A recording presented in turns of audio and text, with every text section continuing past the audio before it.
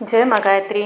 एक बार देवता और दानव, देव और असुर बड़ी गरीबी में, कंगाली में बैठे हुए थे, बड़े परेशानी में बैठे हुए थे और विचार कर रहे थे कि पैसा कहाँ से आएगा। पैसा कहीं से नहीं आएगा, पैसा हमारे हाथों से निकलता है और अकल में से निकलता है।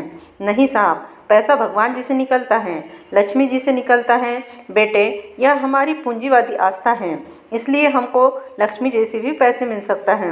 लक्ष्मी जी से क्या मतलब है? लक्ष्मी जी से मतलब है जुआ, लक्ष्मी जी से मतलब है सट्टा, लक्ष्मी जी से मतलब है लॉटरी, लक्ष्मी जी से मतलब है बाप दादे की हराम की कमाई।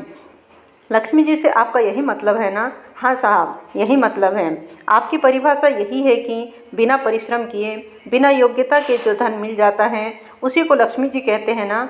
हाँ साहब, हम तो उसी को लक्ष्मी जी कहते हैं। ठीक है, हम आपकी बात समझ गए बेटे। लक्ष्मी जी इस तरीके से नहीं मिलती। लक्ष्मी जी कहाँ रहती हैं? लक्ष्मी जी आदमी की कलाइयों में रहती हैं, भुजाओं में रहती हैं, आदमी के परिश्रम में रहती हैं, आदमी की समझदारी में रहती हैं और आदमी की अक्लमंदी में रहती हैं। देवता और दैत्य विचार करने लगे कि लक्ष्मी जी को कहाँ से पाएं। ब्रह्मा जी ने कहा, मूर्खों, इंतजार करने से क्या मिलेगा? जाओ समुद्र में पहुँचो, दोनों साथ साथ में मिलकर समुद्र का मंथन करना शुरू कर दो और अपनी कलाइयों से इसको मथ डालो। देवता और दानव दोनों चले गए। उन्होंने सोए हुए समुद्र को, खारे वाले समुद्र को मथ करके फेंक दिया। उसमें से क्या क्या चीज़ें निकली थीं? पुराणों में मैंने सुना है कि सूरज निकला था, चंद्रमा निकला था, लक्ष्मी जी निकली थीं, ऐरावत हाथी निकला था, बहुत चीज़ें निकलती थीं।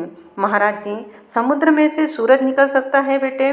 तू बेकार में पुराणों की अलंकारों पर बहस करता है। बहस करने की बात नहीं है।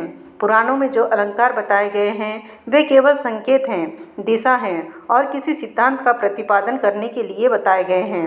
आप इतिहास मानते हैं, यह इतिहास नहीं हो सकता।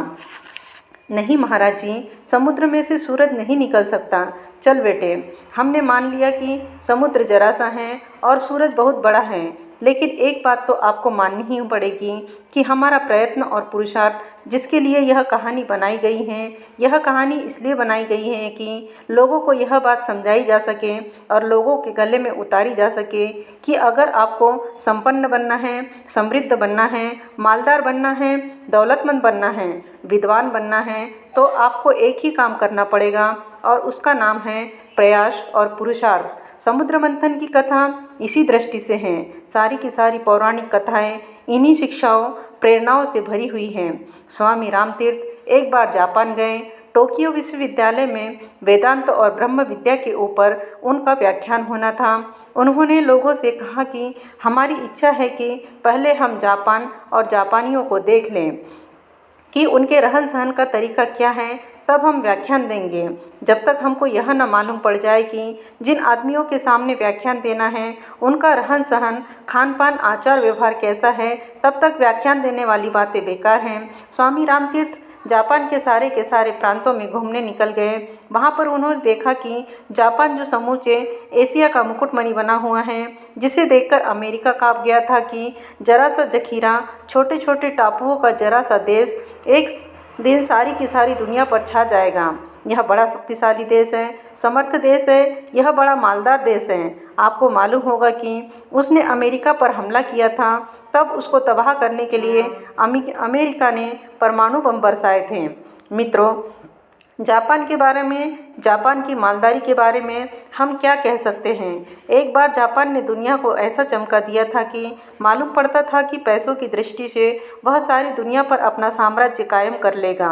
सन 1930 की बात है। हमने 22 रुपये में एक नई जापानी बाइसिकल खरीदी थी और 3 रुपये का कुछ और सामान लगा था। इस तरह 25 रुपये की साइकिल खरीदी थी। जब यह पता लगाया कि हिंदुस्तान की गवर्नमेंट ने इस पर कितना टैक्स लगाया है, तो मालूम पड़ा कि 25% टैक्स देना पड़ा। अर्थात 22 रुपये की साइकिल के ऊपर 7-8 रुपये टैक्स देना पड़ा। तब वह कितने की रह गई? 15 रुपये की रह गई। उसमें से पानी के जहाज़ का किराया देना पड़ा, पैकिंग का पैसा लगा, दुकान वालों का कमीशन अलग से देना पड़ा। फिर साइकिल वहाँ से कितने में चली थी? 10 रुपये में चली थी। इस तरह किसी ज़माने में जापानी साइकिल दुनिया में छा गई। तब जापान हर चीज़ में सारी दुनिया में छा रहा था। सारी की सारी दुनिया की दौलत को अपने यहाँ जमा करने के लिए प्रयासरत था। जापान शक्तिशाली देश था, ताकतवर देश था और फौजी देश था। किसी ज़माने में जैसे आजकल आप रूस और अमेरिका को मानते हैं, यह ज़माना था 25-50 वर्ष पहले का, जब जापान सारी दुनिया का मुकुटमणि बना हुआ था। एक ऐसा संपन्न देश, ऐसा समृद्ध देश, ऐसा ताकतवर देश, ऐसा बलवान देश, स्वास्थ्य की दृष्टि से मजबूत देश था जापान, जहाँ स्वामी रामतीर्थ गए थे। उन्होंने कहा था, भगवान की सारी कृपाएं इस जापान को मिली हुई हैं। वह चीज़ें जो आप चाहते हैं, जापान जाकर देख लें। आप पाएंगे कि गायत्री माता की, हनुमान जी की और शंकर जी की सब कृपा उनके ऊपर हैं। कौन सी? वही जो रोज़ आप याद करते हैं। ओम स्तुता मया वरदा वेद माता प्रचोदयन्तां पावमानी द्विजानाम आयुः प्राणम प्रजां पशुं कीर्तिं द्रविणं ब्रह्मवर्चसं मह्यं दत्वा व्रजत ब्रह्मलोकम्।